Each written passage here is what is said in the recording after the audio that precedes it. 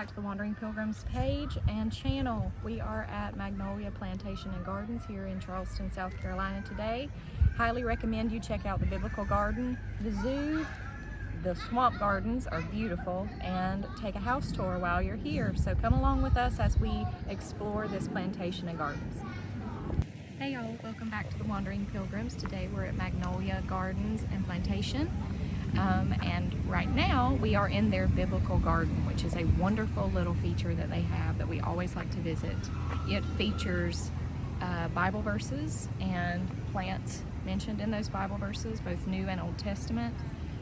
It also features 12 flower beds representing the 12 apostles, shrubs in the shape of the Star of David to represent Old Testament. Just a wonderful little feature where you can actually get to see some of the plants mentioned in both the Old and New Testament that, if you're like us and haven't been over there, you may not have actually gotten to see in person. So it's a wonderful place to talk about scripture and to have lots of inspiration for family discussions and discipleship.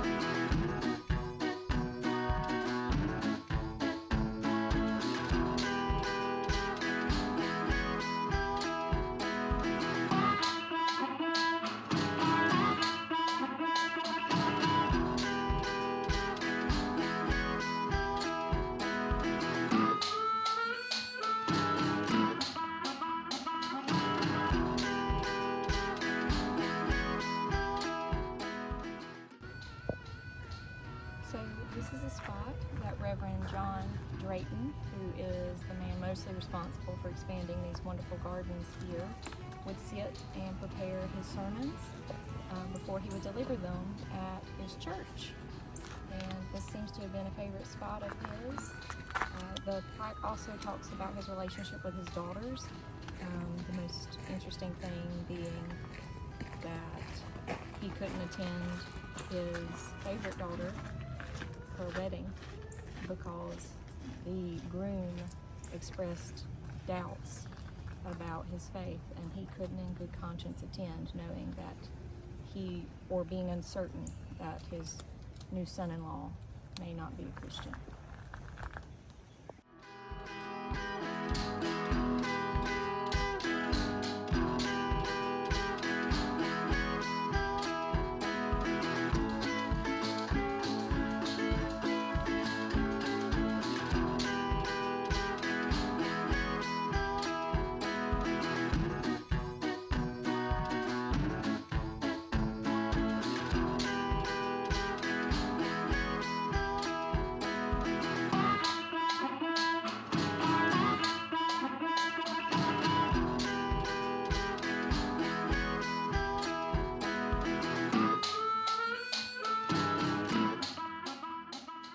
Right here in 1780, the British came across the plantation. They made it to the gardens, and they quartered here in the house back there.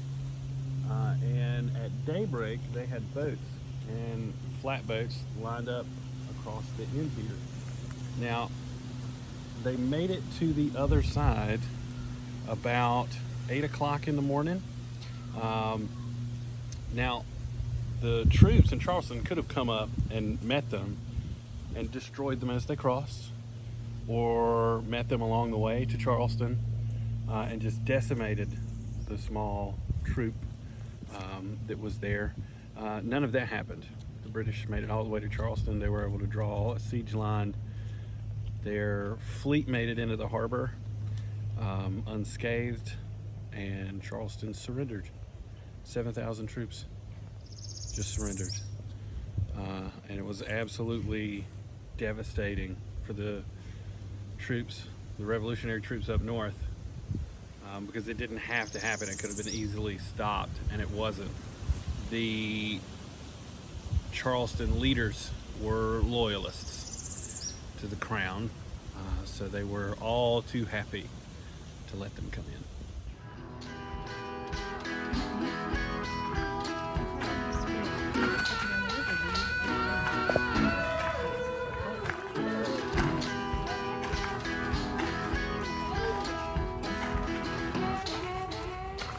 Your turn.